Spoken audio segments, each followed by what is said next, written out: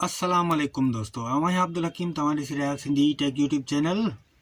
दोस्तों, ही वीडियो आहे हिननि जे लाइ जेके बेनज़ीर इनकम सपोर्ट मां पैसा वठंदियूं आहिनि। हाणे उन्हनि जे लाइ ख़ुशख़बरी इहा आहे त हाणे पैसा वरी शुरू थी विया आहिनि। 10,500 रुपया जेके मिलनि पिया, कुझु ॾींहं हलिया, हिन जनवरी 1 में कुझु ॾींहं हलिया, वरी कुझु ॾींहं बंदि थी विया। बंदि इन करे थिया छो जो हू डिवाइस वारा जेके बि हुया उहे सभु पैसा वधीक पिया कटनि। उन ते ख़बर पई कि माना चयो मथे त माना हे कमु हीअं थो हले। ऐं डिवाइस वारनि खे तव्हांखे इहा बि ख़बर आहे त डिवाइस वारनि खे अलॻि सां पैसा उतां मिलंदा आहिनि,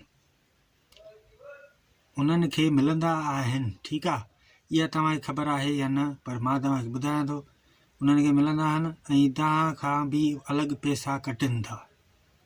इहो त सरासर माना ज़्यादती कंदा आहिनि। हिते सिंध में इहो आम हले थो पियो, बल्कि जिथे किथे थो हले, पर एतिरो हुननि खे कटौती न करणु खपे। हाणे 10,500 आया आहिनि मायुनि जा, त उन्हनि मूं कटिंग घणी था कनि, 800, 900, 1000 रुपयो।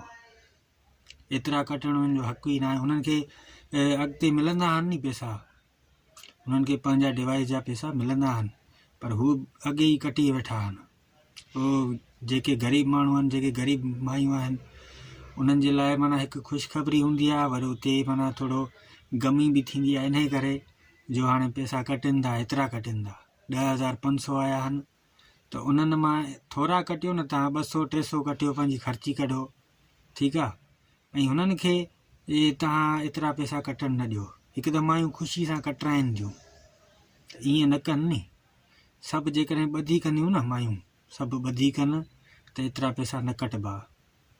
ऐं उन सां गॾोगॾु हाणे तव्हांखे ॿुधायां त हाणे वरी डिवाइस उन्हनि खोलियूं आहिनि, मथां इस्लामाबाद मां खुलंदियूं आहिनि, उन्हनि खोलियूं आहिनि, वरी हाणे पैसा शुरू थी विया आहिनि। ऐं ॿी ख़ुशी जी ख़बर इहा आहे त हाणे ॿारड़नि जा बि पैसा आया आहिनि, 2 किस्तूं, 2500 रुपया। त हाणे जेको मां चवणु पियो चाहियां, ख़ासि ॻाल्हि इहा आहे त हाणे बेनज़ीर इनकम सपोर्ट जी वरी ॿी किस्त जेका आहे उहा इंशाअल्लाह रमज़ान में मिलंदी, रमज़ान जे थ्रू ई मिलंदी। त उहा घणी हूंदी, अञा उनजी माना का अहिड़ी शेड्यूल न आई आहे जो आऊं तव्हांखे हिन वक़्तु ॿुधायां, पर मिलंदी ज़रूरु। पोइ उते हाणे हिकिड़ी ॻाल्हि तव्हांखे ॿुधायां त माना जेको ॿारनि जा पैसा आया आहिनि न, उन्हनि में माना 2500 रुपया आया आहिनि। ऐं थी सघे इहो नंढड़ा ॿार, हिकु पुटु हिकु धीउ, ठीकु आहे। हाणे पुटनि जा पैसा आया आहिनि, धीअरूं जेके आहिनि उन्हनि जा मां सम्झां थो कोन आया आहिनि, या पोइ उहे रमज़ान वारी ईद ते ईंदा। ईद खां अॻु में जीअं मिसाल कुझु वठी सघनि, को ग़रीब माण्हू आहिनि, त आहिनि त सभु ग़रीब ई ग़रीबनि लाइ पैसा आहिनि। पर इहो चवण जो मक़सदु ईअं आहे त हाणे मां सम्झां थो हाणे कुझु मायुनि कढाया आहिनि पैसा, ऐं ख़बर बि पई आहे त हाणे 15,000 रुपया आया आहिनि मायुनि जा।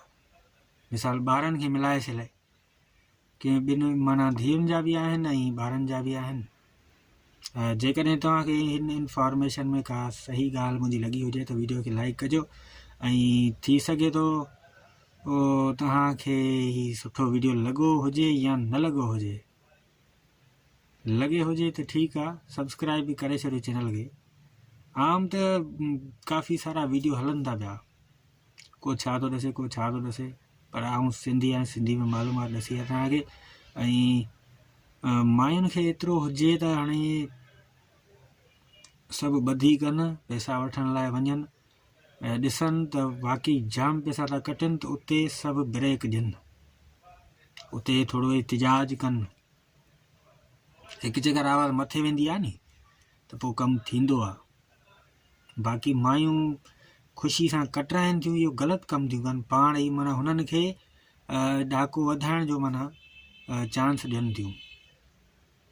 बसि थी सघे थो उन्हनि खे हिते ख़ुशी आहे, पराए घरूं पैसा अचनि था, 5 रुपया उहो खणनि था त ख़ैरु आहे, पर इहो कमु ग़लति आहे।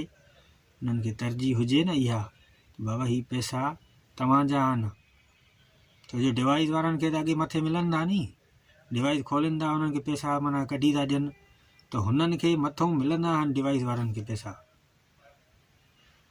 बसि जेकॾहिं तव्हांखे वीडियो पसंदि आयो हुजे त वीडियो खे लाइक कजो ऐं चैनल खे सब्सक्राइब कजो।